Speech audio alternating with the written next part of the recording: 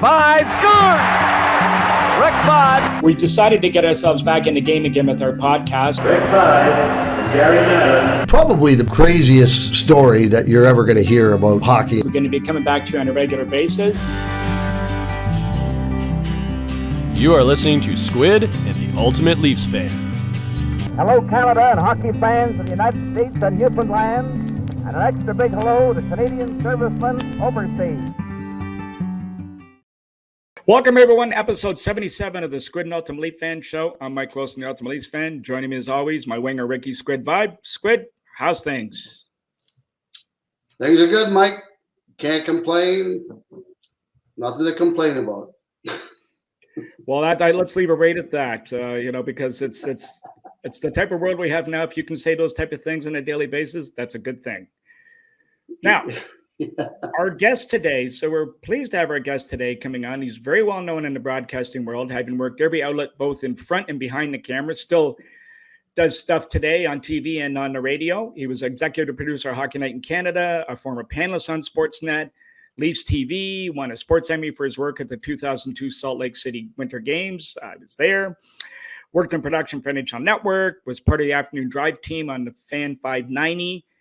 And he still does a podcast with his partner on that show, Bob McCowan. We can pick up. We'll certainly be talking about that. But first off, we want to welcome to the Squid and Ultimate Leaf Fan Show, John Shannon. John, first off, thanks for joining us. And how you keeping these days? Busy, it sounds like. I'm doing great, Mike. Yeah, no, it's you now just you don't have to get in your car to work. You just walk down to the basement. So it's a little easier to do that. But yeah, no, I'm staying busy and life's pretty good. I have very few complaints. So tell us about some of the things you're doing. You've got the podcast, so talk to us about that and how the listeners can find it. Well, it's on every platform going when it comes to podcasts, and it is named after my partner. I fought for it to be called the John Shannon Podcast, but apparently that wouldn't draw very many people. So it's called the Bob McCowan Podcast, and we actually do it Monday to Friday every day. So we have tried in many ways to replicate the old primetime radio show. We only do it for an hour now. It's also on Sirius XM on channel 167 every night at 6 p.m. So we do have pretty good distribution and we have pretty good listenership. And it's I would tell you it's a labor of love, but the fact is that we love money, so it becomes a labor of love. So.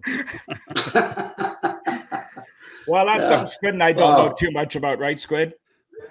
Yeah, no kidding. Yeah. Well, if it was about money, we're doing pretty good. We're doing pretty well. We have about 300,000 unique downloads a month right now. That doesn't include what we have on YouTube. So it's the numbers are growing. The key thing, as you guys know, is that you have to make sure you get a quality guest list. And then McCowan's great skill of making sure that he gets the most out of his guests. And every once in a while, I get to chime in and ask a question. well, talk about the radio and TV work you're still doing. Well, I left. I'm trying to. The pandemic is kind of made time a bit of a mush. For all of us. But so I left Sportsnet in August of 2019, but I was able to maintain some radio and TV in Winnipeg, Edmonton, and Vancouver. So I do regular gigs in Vancouver on two different shows. One with Matt Sakaris and Blake Price, and the other one with Don Taylor and Rick Dollywall. So that's twice a week.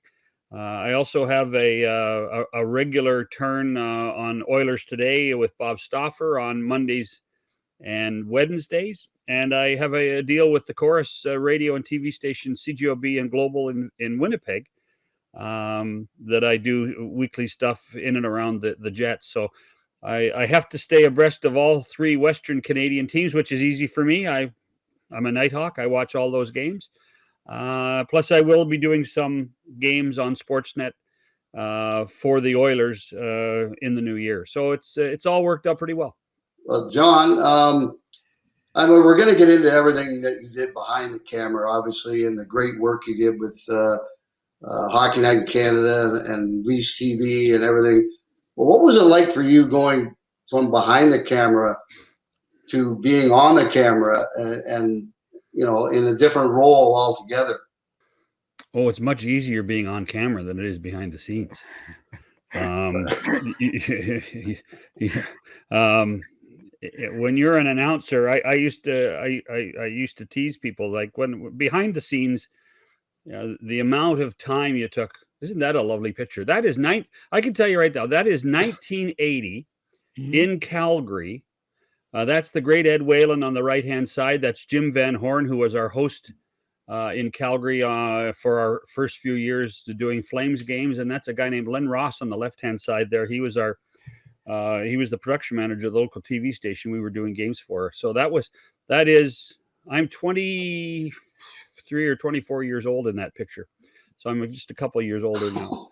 And I was in charge of producing hockey in Edmonton, Calgary, Winnipeg, and Vancouver at that point. But we had a great time doing games regionally in the West for a long period of time, which is one of the reasons why my love of the West and being able to do what I do on a regular basis for the four teams that are out there. So, but to go back to your original question, Ricky, is the amount of time you have to take to manage people as opposed to being one of the people managed. It's like the difference between 24 hours versus 4 hours. As a production person, you never stop thinking, you never stop managing, you never stop planning. Whereas if you're a commentator, you have a regular routine of gathering information and then executing a plan. There's some good pictures. Who got these pictures? They're better pictures than I have. I tell you what, that is in London at the Memorial Cup with my pals Merrick and Kyprios. And that was a Memorial Cup won by the Edmonton Oil Kings. The goaltender on that team was Tristan Jarry. And Curtis Lazar was one of the stars of the Oil Kings. And Lazar is now playing for the Bruins, and Jarry's the starting goaltender for the Pittsburgh Penguins. Well, speaking of production, boy, I got to tell you, your memory is a hell of a lot better than mine. Well, and you know what? I will tell you right now. I was blessed with a great memory and a great passion for the sport, and it has saved my butt millions and millions of times because if you can remember things, you can tell a story, and the ability to tell a story. I don't have to tell you, Rick, because all those hours you spend on Leafs TV doing it for us. If you can weave a story, and whether that's being a producer or a director or an announcer, if you can weave a story, then you can save your bacon every time. And I would like to think that of all of my attributes, the ability to weave a story like that is probably one of my best. Well, I was just going to say that behind the scenes work, you just put it right to a T there, asking that question about those wonderful photographs come from courtesy of Glenn Dreyfus and Paul Patsko, who you know do monumental work. Well, Patsko, I don't even want to know, but that's another story. So, and they do some really good work. So that's from that. They sure do. And now, Johnny, let's go back to the beginning. Talk about your childhood years and how the media world became a part of your life. Well, so I grew up, that's me in the middle. That's my older brothers, Bob on the right, and my other brother, Ross, on the left. We grew up in a little town 10 miles from the U.S.-Canada border in the Okanagan Valley called Oliver, BC, where my dad was the high school principal. And it was like living in Mayberry, boys. It was so much fun. And our parents were very, very sports oriented. So we were always involved in things. We were always traveling. We were always going. It's about 220 miles to Vancouver from where I grew up, 200 miles to Spokane, 250 to Seattle. So we were always on the go, going to sporting events, going to BC Lions games, going to Canucks games, going to Spokane to watch the junior team. Or the senior men's team at one point. So there was always something going on at our house when it came to sports. And Saturday nights was a great tradition. It was the only time of the week that we could watch television and have dinner at the same time. Remember, we're in Pacific time then, so hockey started. Let me get this straight. So when I was really young, hockey started at 6 o'clock, and you prayed for a fight to happen so you could get the last 3 minutes of the first period. Then they changed it to 5:30, so you got half the first period. And then by the time I was 10 or 11 years old, they went to you got to see the whole game, which is no different than what you would remember, Mike, as a kid living in Toronto. Absolutely. So we had the same thing in BC. So we would be able to watch hockey night in Canada every Saturday and eat dinner at the same time, and that was the ultimate thrill, and which made Saturday night so special at our house. So living where we lived,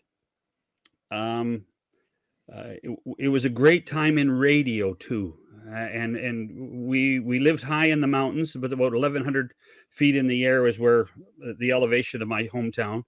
And you could get radio from Los Angeles, from San Francisco, obviously Seattle, Portland, Vancouver, Salt Lake City, Denver.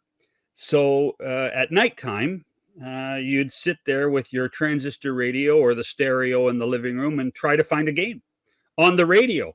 And that was as exciting as anything for me, because I fell in love with this business through that. And so by the time I was 14 years old, I had my own radio show on Monday and Friday mornings, a 15-minute sportscast about high school sports for our local high school. And then decided by the time I graduated high school, I wanted to be in broadcasting. And that's how I got, as a 17-year-old, got to move to Toronto and go to Ryerson to go to school. Well, your first job was a runner in 1977, I believe, as a runner for Hockey Night in Canada. That's right. Who interviewed you? And tell us what a runner does. By the way, it might be the most fun job in the business, because in those days, the hierarchy within the TV system was different than when I was running things. But so what you ended up doing was you had to find a way to get into Hockey Night in Canada. You had to have a thought to get in, and so one of the guys that I was living with was a guy named Doug Beforth, who went on to great things at Hockey Night and to CTV and to Sportsnet. And Doug was a couple of years ahead of me in school, and he had done a project on Hockey Night in Canada. And that got him a part-time job at Hockey Night as a runner and a statistician and a commercial coordinator. So I said, well, heck, I'm going to do the same thing. So, but I did it a little differently, because you could tailor make your story. So I did it on Jim Robson, who was the play-by-play voice of the Vancouver Canucks. And the great thing for me was that I looked at the schedule, and between games in Toronto and in Buffalo, I could follow Jim around at the Odd and follow him around at Maple Leaf Gardens. And then I could go home for Christmas and follow him at a home game in Vancouver at the Pacific Coliseum. So let's face it, it was a great way to get into games. Yeah. It was a great way to be behind the scenes. So I got to be behind the scenes, did the project, had to get permission from Hockey Night to do the project. And the guy my contact there was a gentleman named Bob Gordon, who was the longtime regular producer for the Maple Leafs. And he said, yeah, sure, you can do it, but we have to be able to approve it, to look at it. And once they looked at it, I think they realized that I had a bit of talent and said, would you like to come and work for us in the following year? So that's in October of 77 when I started to work as a runner. By the way, the other two runners with us were Beforth and a guy named Rick Briggs-Jude, and we all lived together. And by the time, at one point, I was running Hockey Night, Rick was the senior VP of production at TSN, and Doug was running Sportsnet. So we all did pretty well. Yeah, I'd say. Squid? I would say that that's not too bad. No. So what was the next step after that, John, for you as far as getting up the ladder at Hockey Night in Canada? So I got Ricky. I got really lucky. I was at the right place at the right time. I worked alongside Bill Hewitt for the most part, and Brian McFarland. Bob Cole was around every once in a while. Danny Gall. I got to go to Montreal every once in a while too. I was still going to university, but I got to travel a little bit. I also got to travel in the United States. We used to do a Saturday afternoon game on a syndicated network in the United States. And so I got asked, would I like to go and work on those games? And so I would go to class on Friday morning, and then by 2:00, I'd be at Pearson Airport flying somewhere to work, still going to school, to work on these games. And so I got to do that. But the key thing that goes back to was this was a time where there was very little research done, very little statistical information done for the broadcasters. And I realized that. I saw that Brian didn't have very much to work with other than a piece of paper that Stan Abodiak gave him that had goals and assists on it. So I started to do my own research on my own time with my own typewriter and 5x8 recipe cards. So I would do 10 5x8 recipe cards with 4 notes on them of statistical stories, like, Rick 5 has 8 goals in the last 6 games. That's 14 goals in the last, and so that McFarland, and everybody thought McFarland did all the work. Well, we know that was bullshit. Sorry, Brian, I was the first guy in all these worlds to do that for them. So what happened was about 3 weeks into that year, I started giving Brian these cards, these recipe cards. And then Dave Hodge turned to me and says, "What are you doing?" He said, "Well," I said, "I'm doing some research. I've given it to Brian." He says, "Well, I want that stuff too." So now on my own volition, I had to go to Kinko's and get it photocopied. And I had to pay the $2.25 to get it photocopied because nobody at Hockey Night was going to help me. How much are you making, by the way? $10 a game. I was making, but $10 and $10 a game and a baby blue jacket. And the baby blue jacket was worth thousands in my mind, thousands. So that's really how I got, that was the real icebreaker for me for the whole office. For people say, well, this guy knows his hockey, he knows what to do. So that really was the turning point. And again, right place at the right time. The WHA came in 1979. They added the 4 teams: Hartford, Quebec, Winnipeg, and Edmonton. Calgary was coming to the NHL the following year. And I remember sitting in the office. I was starting to work almost full time. And they said, we want to send a producer to Western Canada who would want to move. Nobody put their hand up. Nobody put their head up. That picture, that's a long story too. Let me save that picture, Paul. Don't put that one up yet. Not that I'm trying to produce the podcast or anything. It's in your blood, John. I know. But Patsko should know better. That picture's 1986. So 1979, I started to produce games. Living in Toronto, I started to produce games. So in 1980, when they asked, would anybody like to move to Western Canada, this was like paradise to me. I was the guy that put his hand up, said, I'll move. And I started to produce 4 and 5 games a week, one in Winnipeg, one in Calgary, one in Edmonton, one in Vancouver, and somewhere on Saturday night. And it was indoctrination by fire. I probably didn't really know what I was doing. But I got to sit in that chair in the TV mobile and produce hockey all the time. And it was really, that was the key to the ability of my career to expand. And it didn't hurt that the Calgary Flames were really good. The Edmonton Oilers obviously are really good. And in 1982, the Vancouver Canucks went to the Stanley Cup final. So I was at the right place at the right time when hockey was great in Western Canada. And that was my real true break in the business. Johnny, before we go to the next step, just one of the questions I wanted to ask you while you were ingraining yourself as a runner and moving up the ladder just slowly, and you had all this vision of moving forward in Hockey Night in Canada, what was the most surprising aspect of the media that you didn't think of but stood out almost immediately to you? I think you just touched on it with the research that these guys weren't doing, but was there anything in addition to that? Well, it goes back to something that I was actually going to talk about, Mike, was when I told you the runner had the best job. Mm-hmm. The system in the late 70s was there was this, it was a total pyramid, and the producer was at the top of the pyramid. And the runner was on the base. There was no question about that. But the producer never talked to the players. The producer would say, hey, John, we're going to talk to Bob McGill at the end of the first intermission. So at 5:00, when the Leaf players started to arrive for the 8:00 game, just double check with Bob that he's okay with that. So in the end, the low guy on the totem pole, the youngest kid, ended up having the relationship with the players. And so by the time and by the way, those guys, a lot of those guys are still my friends because of that.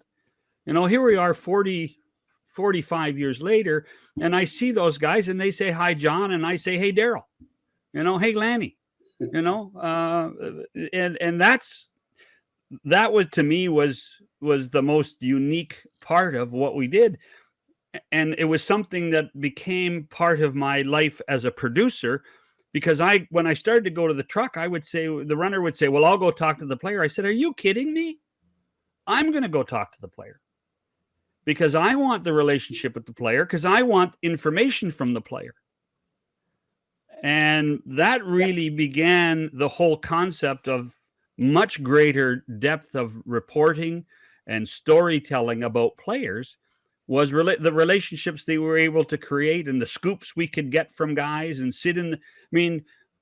I still hate going to the dressing room, but the morning skate, after the morning skate before the pandemic, you could walk in the dressing room, sit at the locker beside a guy and have a conversation with him. And how many times, and Ricky, how many times did Frank Orr sit beside you and ask you great questions, and you had relationships with guys in the media because of it? And it became part of our life, was maintaining and creating relationships with the players, because you got so much more out of them, because it wasn't, well, the TV guys here and the hockey players there, is that we're on the same page, we're on the same picture. And it really worked for me a great deal when I moved west again.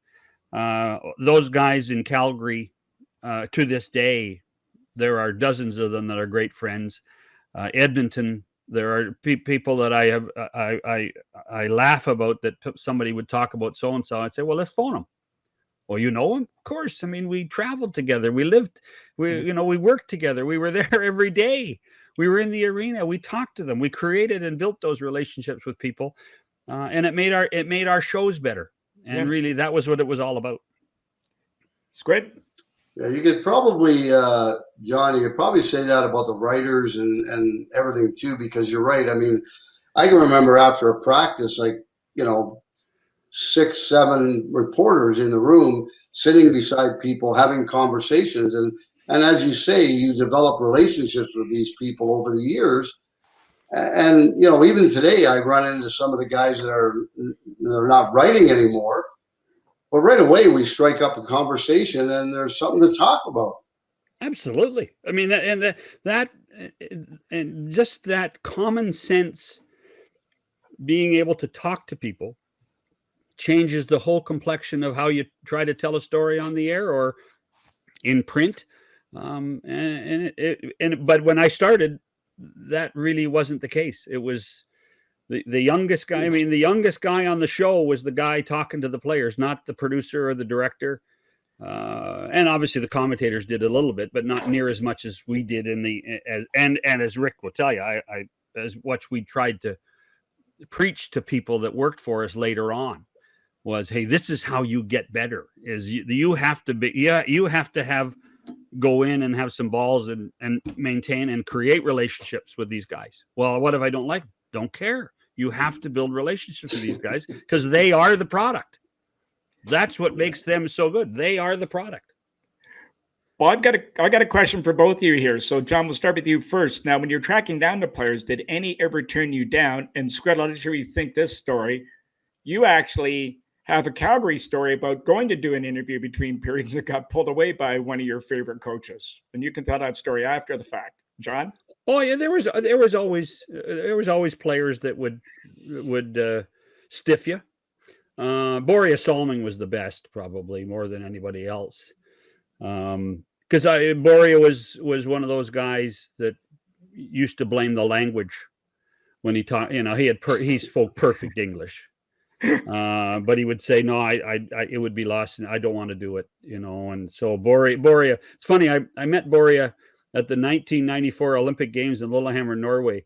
And he was the friendliest guy in the world and would talk your ear off in English. And I turned to him, I says, when you were a player, you were a pain in the butt. He was the most difficult to get all the time in Toronto. There was a couple of other guys, but most of the time, once you created a relationship with them, people would endear themselves and want to help you as much as you would want to help them. Squid? Well, it's funny because in Calgary, we're playing in Calgary, and I had asked. Mike Keenan was my coach in Chicago, and I had 43 goals the year before. That year, when he came in, I couldn't play anymore, according to him. So I just played a power play and stand in front of the net. Anyway, I had a meeting with him, and I said, give me 5 games, Mike. Play me regular, play me on the power play. If you don't like what you see, then do whatever the hell you want. So he said, okay. So anyway, we played in Edmonton one night, and I think I had a goal and an assist. We won the game. We're in the airport. We're flying to Calgary for a game the next night on a Saturday night. And he says, great game and everything. So we get to Calgary. Anyway, I don't know what the process was, but I know they would talk to the coach probably first, say, could we have this player between periods? So then they came to me and said, would you be able to come on after the first period? I said, yeah, sure, no problem. So anyway, first period starts. I get 1 shift. That's it. I don't get another shift the rest of the period. So I'm going in. I throw my stick and gloves in the room, and the guy's there with the towel and a glass of water. And Mike walks up. He says, where are you going? I said, well, I have to go do that interview for the first intermission. He goes, serves the guy with the towel, and he says, you're not putting this guy on TV. Let me get you someone who wants to play this goddamn game. He said, not this floater. And I'm standing there, and I'm like, okay, do I grab him by the throat? Do I punch him in the face? What do I do? I'm just like, I don't know what to do. I'm just like rattled. Finally, I just walked into the room, slammed the door, and that was it. I didn't go on the interview. Yeah. Well, the whole concept of the player interviews between periods has changed, but the reality of doing them was if the team was down 3-0, there was very little chance you were going to get a player, period. And so you always had to prepare. You always had to say, if it got to 2-0, then it was in the back of your mind, oh my God, if it goes to 3-0 and we're supposed to get a player from the team that hasn't scored, we better plan not to have anything. And I would tell you 50% of the time we got nothing in those scenarios. So. Now, John, just besides situations like that, address maybe some of the challenges that would occur in a broadcast that we, the viewing audience, wouldn't be aware of. Well, the key thing, Mike, is that I repeat this tons of times when I talk to people is that because I'm in television and I do hockey doesn't mean I have great eyesight because I can't see the puck either. The only people that can see the puck, if you're in the building, you have a better chance of seeing the puck. Difficult to see the puck even in HD on television. But to understand that hockey as a business, when you're in television, hockey is a game of flow. if you understand that hockey's a game of flow, it's where the players are going. It's not where the puck is going, but where the players are going. Then the cameramen can solve that problem. The biggest issue is I think right now in television that we're going through a cycle where I think that people don't necessarily understand where and when to start replays, and how to tell the story of why a play occurred.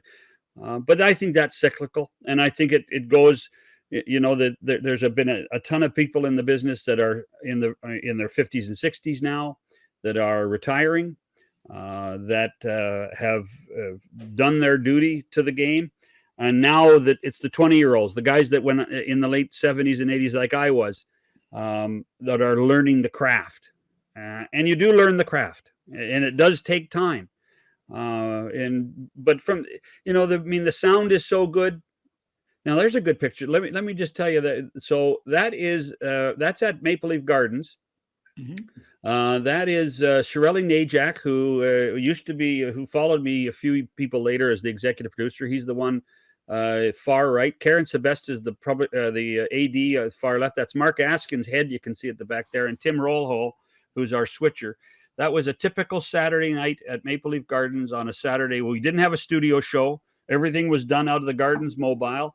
And I'm probably on the phone with Eddie Milliken, who's the producer in Montreal at the time, and we're trying to coordinate between games. So that happened on a constant basis on a Saturday night, wherever, and we used to call it the circus. So the circus was wherever Ron and Don were. And so where's the circus? Because Ron would have to host the show, and Ron would have to close the show. So there was a lot more technical equipment involved, mm-hmm. and there was Don, and Don was more involved. So we called that the circus. So where's the circus this week? Well, the circus is in Edmonton. Okay, so that means we all get on a plane and go to Edmonton and do everything for 2 days in Edmonton. Or the circus was in Toronto. The circus was in Montreal. So that small group of people understood how Hockey Night in Canada got cut and pasted together on a regular basis, and we did that. We did it for the 7 years that I was there as executive producer. Well, you touched on him, Don Cherry. He became a household name, obviously, but he wasn't a slam dunk to put on the air at the beginning. How did that all occur? And when you were watching this all develop, what were you thinking as it was all going on and transpiring? So here's the interesting thing, Mike, is that in those days, prior to 1995, we didn't have a doubleheader on Saturday nights. It was a single game. That's right. And it was by the time we got into the 80s, it usually was a Montreal game, a Toronto game, and or a game in the West: Winnipeg, Calgary, Edmonton, Vancouver. I usually did 99% of the time. I did the game in the West. Well, we didn't have Don Cherry in those days. Don Cherry was on the air on the Toronto game. We had Howie. Howie Meeker was our guy for the intermissions. And only when Howie left in 1987 did Don really go national. Even though Coach's Corner was there, and Coach's Corner got used in the playoffs on a national basis once in a while. There's a lot of nights in between 1980 and 1986 that Don was never seen in Western Canada. It was Howie Meeker's turn to shine. Well, you started the doubleheader, did you not, when you went out west? No. I started the doubleheader when I moved back to Toronto and ran Hockey Night. We started that with the lockout of 1994 that ended in January of 95. We launched a primetime game for the East and a primetime game for the West, and that's when the doubleheader started. And it morphed into not just two games, but a couple of years later, it morphed into a pregame show, and then two games, and then a postgame show. And it's closer to what it is now, with rather than 6 hours of content, closer to 7.5 hours of content. Well, in 94, you also modernized sorry, Squid. You also modernized the old. No, I'm just when you went from the single to the double header. Yeah. Was that a lot? Was that a big challenge, or did you have people on the ground there that you could connect with, and everything kind of went seamlessly, or was it a little more difficult than everybody would perceive? I mean, I look back now and I don't think it was difficult at all. I'm sure we had our foibles and we had our issues. But you know, and by the way, that's the Stampede Corral in the early 1980s, where the Calgary Flames moved to and played their first 4 years, and the place had 7,700 seats, and it had 54-inch boards. Ricky, do you remember jumping over the boards at the Corral? Oh. You almost broke your ankle. You'd break your ankles jumping over the boards. It was almost impossible. Some guys couldn't. And the other way, coming back, if you had the, I'm sure Rocky Saginaw couldn't jump over the boards to get back on the bench. So. No, he couldn't. He couldn't. And we had the 2-tiered benches. 2-tiered benches. That's right. Yeah. Oh, yeah. No. Yeah. It was a great. So if you were in the back row and they called your name, you had to jump down and then jump over the boards, and you almost broke your ankle every time. Oh yeah, no, that's absolutely absolutely true. So, but in this, not to get too technical, but in the restaurant business, there are 3 keys to success of a restaurant, right? Location, location, location. Well, in television, there's this, it's the same thing, and it's transmission, transmission, transmission. And what that means is, if you have a signal, if you have an event somewhere and you need to get it somewhere else, you better know how the satellites work. You better know how the microwave works. You better know how the fiber, it's fiber now. You better know how the fiber works, because if they say, well, we can't do it, and you can go in and show the map and say, no, I can, there's a landline between this city and this city. We can do it. And that became the key to success of the doubleheader, was that we found ways of transmitting the games back to Toronto to make it easy for us to go from one game to the next. And that, and by the way, they did not teach any of us that at school. We learned that the hard way. And you learned how to understand how to get a signal from point A to point B. That's the part of the television world that the viewer doesn't care about, shouldn't have to worry about, but is the most, in essence, is the most important aspect of any broadcast.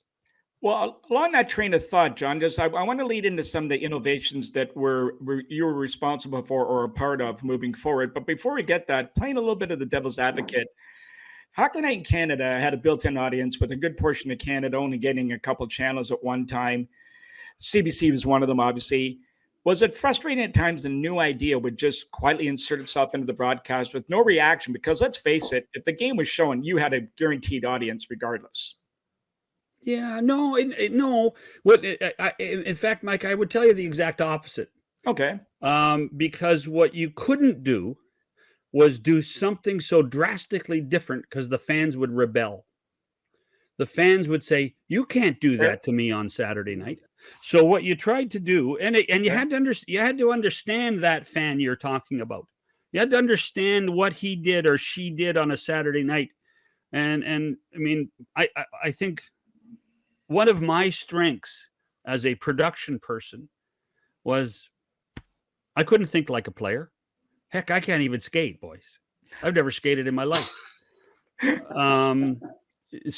So one of my strengths was I thought as a viewer first. I thought of, what do I like to watch?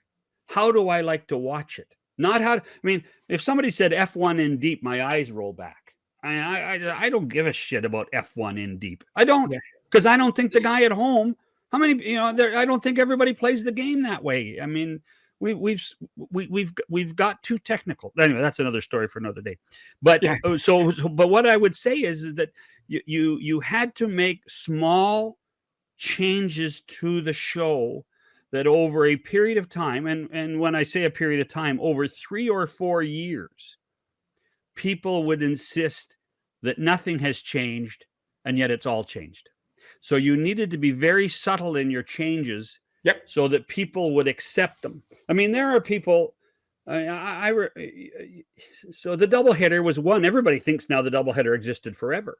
Well, it didn't. It didn't. It's relatively new in terms of the length of and the history of this show. But for the way we program things, what we did with the satellite hot stove. People think it was on the air for 25 years. Well, it wasn't on the air for 25 years, and we slowly morphed into it. To make it more credible, and people would learn to accept it and then expect it. And that's what you do when you deal with a traditional show like Hockey Night in Canada. If you do major drastic change to something like that, you are going to tick people off, and you don't want to do that. Now, just the Hot Stove League is an example. You started that. It wasn't the Hot Stove League. It was just called the Satellite Hot Stove. Well, the version of it you brought back during '94 during the strike. Yeah, you showed it during the Classic Games, right? So, and then in '95, when it came back, you made it the Satellite Hot Stove, right? Now, talk about how involved would you be with the talent as far as that goes, running that show and dealing with? There's obviously lots of egos going on the air, so how would you deal with all of that, or how did you deal with all that? Rather easily. Mm-hmm. As Ricky will tell you, they can have as big an ego as they want, but it's probably not as big as mine. In the end, at the end, and now, hey, by the way, so now that is a great picture. That's obviously John Davidson on the right. And speaking of egos, that is Herb Brooks. Herb Brooks, yeah. That is Herb Brooks, the late great Herb Brooks, who I had a roller coaster experience of life and egos. And became lifelong friends, well into our tumultuous relationship. And unfortunately, he passed away in a car accident. But Herbie and I became great friends over the years, and I viewed him as a dear friend in the end. And of course, John Davidson, who's now the president of the Columbus Blue Jackets, I view as one of my closest friends. So, but the thing is, when to manage the show and to manage the egos, I kind of viewed as kind of like managing players. And so in the end, you'd have to say, well, I want to do this. I said, well, you can't, because that's not what the show's about. Mm-hmm. We put the show first. We don't put you first. We put the show first. And somebody has to have the final hammer. And the way we ran Hockey Night is that if there was a decision to be made, we would make it. And the one thing I could assure people, and with Rick and I work together at Leafs TV, is that you may not like my decisions, but at least you got a decision. And there was always a decision. And so you knew where you stood. Mm-hmm. And you knew where the show stood, and you knew, and just as importantly, you knew why it occurred. And because lots of people say, well, that's because the way I want it. I didn't view it that way. I would always have to give you and justify a reason why the show would be better. So in managing the people like the Jim Houstons and John Davidsons. So that's 1987 on the Global Television Network after I got fired from Hockey Night. And I got hired by another company. That's the great Dan Kelly, Henry Pasilla, Doug Beforth worked for us that game. That's Game 7 of Edmonton versus Philadelphia at the Northlands Coliseum. Sue Brophy, Paul Graham is just in front of Davidson to the left. He's now the number one production person at TSN. Eugene McElhaney was a tech manager at at Global, and of course that's the great Dave Hodge on the right-hand side. And our crew was Hodge, Davidson, and Kelly. And I don't think there was a better broadcast crew ever in the history of the game than Hodge, Davidson, and Kelly together. Squid? Yeah, they were pretty darn good. I mean, yeah. Even though I played, I mean, we always, you'd watch replays, or you'd watch, some nights you weren't playing and you'd be watching the game. And those guys were pretty damn good. I mean, the one thing I love John Davidson and his insights into the game. I thought he was excellent now the other guys were great at calling the game and doing the intermissions, but John really did a great job of explaining things during the game, I thought. Well, I think John understood the concept of why better than anybody else. And he also learned that he had to put it in layman's terms so that whether you're 12 years old or 82 years old, or you're a male or female, and you didn't necessarily understand the game completely, you could see why something happened on the ice. And John kept it simple. He was enthusiastic. He had a passion, and it's a passion that he kept as a player, a passion he kept as a broadcaster, and obviously his passion in being in team management now too. So in many ways he was our version of John Madden. The way he was the voice and face of the game, particularly in the United States, for so many years. And a great person. Yeah, he and his wife Diana and their two daughters Lindsay and Ashley are just great people and a great family. Yeah. He's done a marvelous job. Well, John, the time is flying by, and we got lots to talk to you about. But before we get into Leafs TV and you in front of the camera and working with the NHL Network, without naming names, unless you want to, and we're going back to the time now, any on-air talent, when they launched or started off, you thought, no chance in hell this guy can make it, and then does, and maybe in vice versa, the surefire guy that you thought would be a no miss, but just couldn't cut it. Well, you're not going to get that second list from me. No, no, that's why I kept that on the state. But there's a few. You just answered the question. Well, maybe the list isn't very long. Gosh, I don't know, Mike. The one thing is by the time you get to the NHL and you get to hockey night, or you get to broadcasting in our country, you'll have been given an opportunity to hone your skills. So the guy that you think had no chance, I don't know. I'll give you one who became somebody who I didn't think had a chance to do it, and I didn't work with him very much early in his career. Got to work with him a lot recently, and I didn't think Nick was going to be any good. I thought Nick Kypreos was going to struggle with it.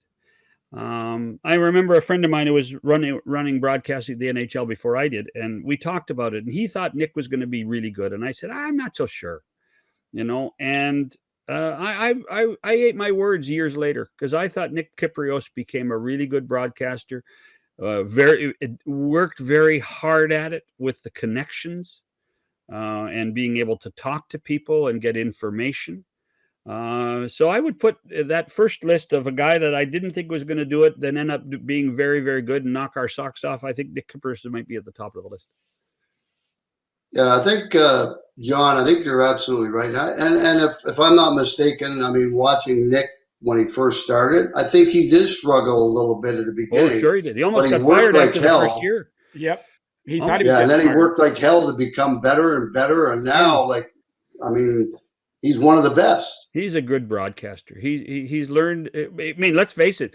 He's been broadcasting as long as he's been playing the game now, and so he's done a marvelous job. He really has. Well, to your point, which you made earlier, he networked really well, and the information he gets, he has great contacts and great networking with the players and inside the game. So that just makes it unique. He's not lazy. He does real work. No, that's right. I got a question on that though. Like these guys that get their, do they all have a certain amount of connections around the league with GMs or coaches or players where they get you see all the insider things? Mm-hmm. And I'm wondering, where do they get those? How do they develop those connections? And how do they get those guys to give them those scoops that they bring out on TV? Because sometimes I hear things and I go, holy cow, somebody actually told him that? It is just exactly what Mike touched on. It's building relationships, and it's part of the hockey world that there will be times that I'll give you information, and then I will give you some information I really want you to get out there as well. Mm-hmm. So it becomes a tit for tat. It becomes a quid pro quo. Hey, so that's actually that picture. The original picture of that is on my wall here. That is Glenn Sather night in Edmonton when they put Sather's name up in the rafters at the old building before the old building. Yeah, it was in the old building, and we did a show around that. That was a cool night. Glenn and I. Glenn's one of those guys. The first 5 years of our relationship, he couldn't stand me and I couldn't stand him. And over the last 20 years, he and I and his lovely wife Annie have become fast friends, and he's been a very good friend to me. And two of my other great friends, the late great Jim Gregory and Brian Kilray, who I have a great respect for Killer. He's one of my favorite guys. We always have fun Hall of Fame week with Brian Kilray and his wife. So it's there's some good pictures there. Paul's done a good job. Yes, and Glenn Dreyfus also works with Pod. They do fantastic research. Okay, you give the credits. I'm going to stop giving the credits because Patrick's head's getting too big. So. Now, John, talk about Leafs TV. Now, once again, this seems like a natural fit for a Leaf-crazed fan base. Mm-hmm. But what were some of the challenges getting that started up and running? Well, we had zero. We had nothing. We had a warehouse at 307 Lakeshore Boulevard. It was an old car dealership, if I recall. So we had to build from scratch at a time when technology still required you to have wires and everything. So we did that. We did it in about eight or 9 months. And the other thing we launched a TV channel for the Maple Leafs, and we had no rights to the games because they had all been sold. So we had to find a way to massage our way into creating relationships. Now, albeit really good relationships, because one of them was with Molson's and the other was with TSN or CBC or Sportsnet. That we created and built relationships with these people so that we did have a place to play within the Maple Leaf world. But it was really hard, Mike, early on, because people would say, well, why would I subscribe to you? Do you have games? Well, no, but we're going to be really good. We're going to have fun and you're going to enjoy it. Now we had, what we did do is we had, we cut a deal to do classic games. Yes. Which I think turned out very well. And if memory serves me, they still get used on the 2021 version of the network now. Leafs Nation Network. Leafs Nation Network. Yeah. So, which is great. But we had, we tried everything. We tried concepts of pre-game shows, post-game shows, that I think in many ways paved the way for a lot of other networks to do the similar stuff. I maybe the best thing we ever did there was a thing called Game in an Hour, where on the fly during the game, we had an editor sitting at a brand new technology that could put the game together. So within 30 minutes of the game ending on Leafs TV, you could watch a collapsed version of the whole game in 60 minutes. So whether you were at the game and came home, we did it. We had, I'm one of the things I'm very proud of is our daily radio TV simulcast, which was then called Leafs Lunch. Mm-hmm. That was Merrick and Bill Waters. That was a 2-hour radio talk show that really predated what was going on TSN Radio now, a Leafs Lunch, or that was going on with Hockey Central at noon, which our friend Nelson Millman copied at a certain point. So, but that was the first one of its kind that really made a difference. And then actually, when I went to the NHL, we did a similar style show from noon to 2 on the NHL network. Out of the NHL store on Avenue of the Americas in New York City. So there were some talented people, Vive aside.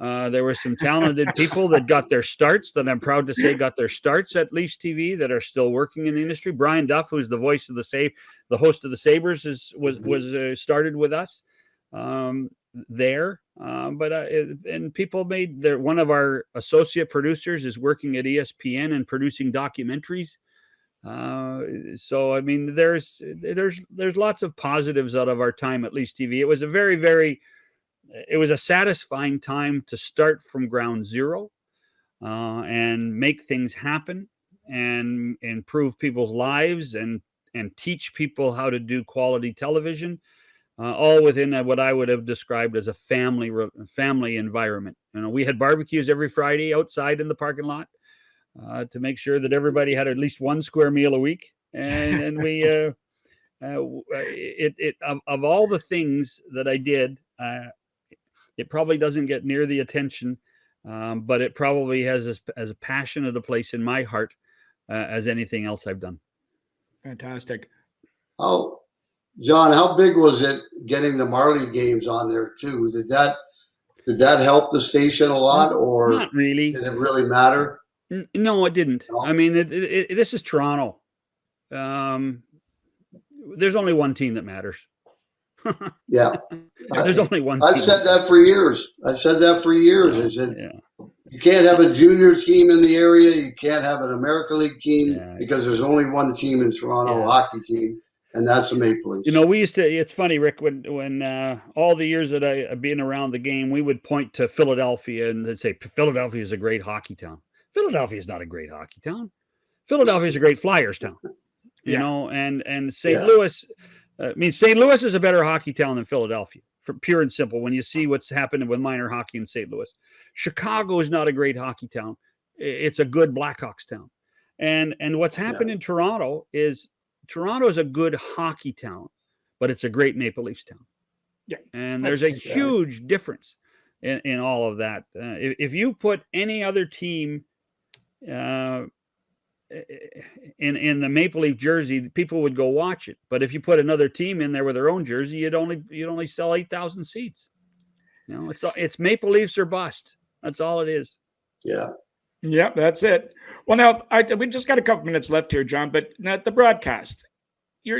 First off, before I set you up on this one, I just want to say my view is, I'll be very candid. I think today's broadcast lacks bite. I like to think the talent has opinions, but it seems to have been censored with fear, worry, or concern they're going to upset a sponsor or somebody. I don't buy that. I don't buy that. No. So what would you like? Okay, what's wrong with the broadcast? Why is it? I'm not going there. Well, here's where I was going with this. I wanted to set this up. I was going to ask. Okay, let me ask John in a different way. Yeah. Is there anything? Well, is there anything? Is there anything that you would do or change to make the broadcast better than they are? Not that they're bad. I'm not saying they're bad, but is there any couple of things that you might change that would make it better? Yes. And he's not giving us an answer. So here's what I'm going to Squid. I tried too. Here's where I want to go. Ricky, didn't I tell you in all those years we worked together, don't ask questions that can end in yes or no. Don't do that. I just did. And so, yes. We just failed our 101. Here's the magic. Here's the key. It's so subjective. What my opinion is about what is good hockey television or what's good television is different than Rick's and different than yours, Mike. And it's different than the people that are in charge now. And what they're, and the mandate that they have is different than the mandate that I mean, the only mandate I had was one that I created myself. That was the magic of the job that I had. I was so fortunate. I was so fortunate to be at a time when I got offered the job on a silver platter by Alan Clark at the CBC, and he said, "We need help." Oh, what do you mean you need help? Fix it. I literally got to fix it, so I could do anything I wanted. Got it. That's not the case anymore. That's not the case anymore. Yeah. So it's not fair for me to sit here and say, well, this is right or this is wrong, because it's so subjective. Again, I also went back to, I truly believe this. I think the success of the show when I was there, if there was some, and I believe there was because I thought as a fan, not as a player. I did not think that we were too inside. We were doing it from the point of view of what the guy in Saskatoon on his sofa with his Molson Canadian, what was he thinking? What did he want to know? And I would take it that I think it's not necessarily hockey, but I think a lot of people in television don't think that way anymore. I think they think differently than that. And well, John, what I was going to say, but I tell you what, yeah. Sorry, right? The Grey Cup, the Grey Cup. Like, I love the Grey Cup weekend. TSN did a marvelous job with the Grey Cup. Now there's I did football for 4 or 5 years too. That's Neil Lumsden. Neil Lumsden, the great running back of the Edmonton Eskimos. Yep. Hodge did play-by-play. Yep. Dave Moyer was our stats guy. Jim Eady was our technical wizard. And God, I looked really good there, didn't I? Oh my goodness gracious. Anyway, but I love, but TSN this weekend, I will tell you right now, what they did for their pregame show from 1 o'clock to 6:30, that was good old-fashioned sports television. It was magnificent. They did a marvelous job of telling simple stories and getting you prepared for a football game. And that's something that I think a lot of people could watch and enjoy and feel part of Grey Cup weekend, and that made it exciting. Well, where I was going to go with that comment before, I wasn't trying to ambush you. What I was trying to do was I was leading into, and by the way, I believe this about all sports. Because of today's social media, the information is so accessible, and remember the days. You wouldn't even know who Squid when you're playing. You wouldn't even know who was in the lineup till 7 o'clock that night. Now the players step out of the dressing room at 10 o'clock in the morning, and everything's being relayed to everybody in the public. They know everything. So, to come up with something fresh is really difficult. So I was going to refer to the Manning brothers Monday Night Football call, where they sit and watch the game as two fans, but with obviously big names. Could you see the NHL going to something like that at some point? I think I do think they'll try it on an alternate channel. I think it'll happen. But let's give credit where credit is due. Mm-hmm. Peyton Manning is a media master. This guy, I would watch Peyton Manning tell me about how to make spaghetti. Yeah. and Peyton Manning. I mean, if it was Eli and Archie doing it, it probably wouldn't be very good. No. But Peyton Manning makes it because Peyton Manning has nothing to lose. Peyton Manning can say, well, they didn't make the right play there. And it's not as if the guy who is going to get criticized is going to say, well, who the hell are you? What do you know, Peyton? And so the magic of it is Peyton Manning's ability to speak freely without consequences. That's where I was going with this. Absolutely, without consequences. The other thing is, football is more in tune with the stop-start. Because it's slower, yes. Wow, there's 40 seconds between plays. Yeah. 40 seconds. So, and by the way, Steve Dangle, it's on YouTube every Saturday night. Yeah. Steve Dangle does a really good job by himself. That's the closest thing we have in our country. I think Steve Dangle does a really good job for that diehard Leaf fan. He does an excellent job and I don't necessarily agree with everything he says, but I watch every once in a while and enjoy it and watch the game and go from there. And there's lots of people that's how they watch the game now. So to me, I think they've already tried to do it, but I can see somewhere along the line it happening again. But it's all the chemistry of the people on the screen, and the chemistry that Peyton and Eli have together is magnificent.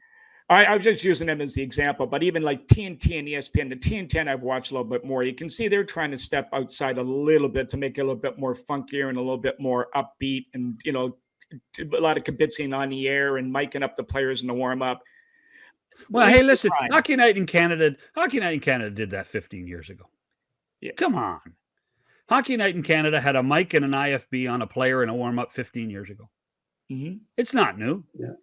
Everything gets reinvented and credited. Yep. You know, hey, listen, satellite hot stove wasn't new. I just stole it from Elmer Ferguson and and all those guys in the 50s when it was a real hot stove and sitting on chairs. We just used technology to make it work. Squid, you got a final one for John before we let him go? No, other than when you look back at Leafs TV and how you had only that amount of time to build that thing in that building is incredible.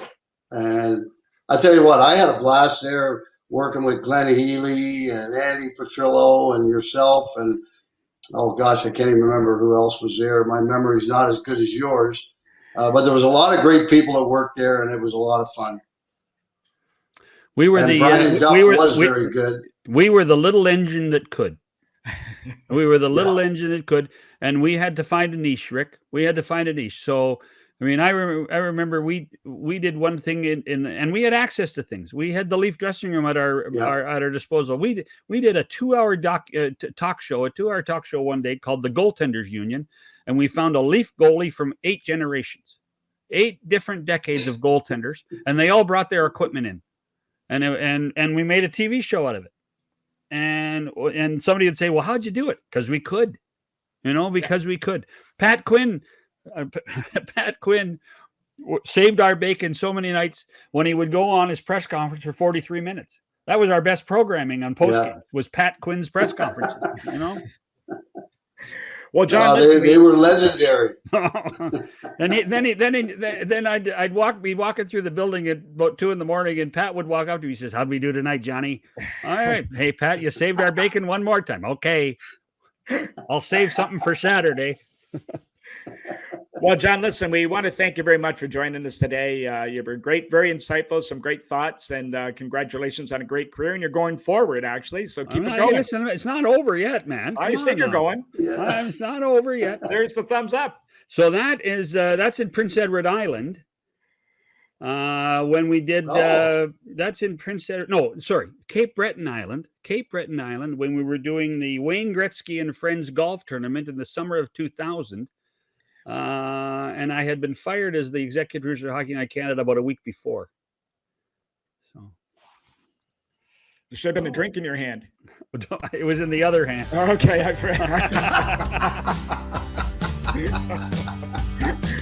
all righty, Johnny. Well, listen, thanks for joining us, and all the best in the future. Have a great day, and listen, it's not that far away from Christmas when we're recording, so Merry Christmas and Happy New Year, Happy Holidays, everybody.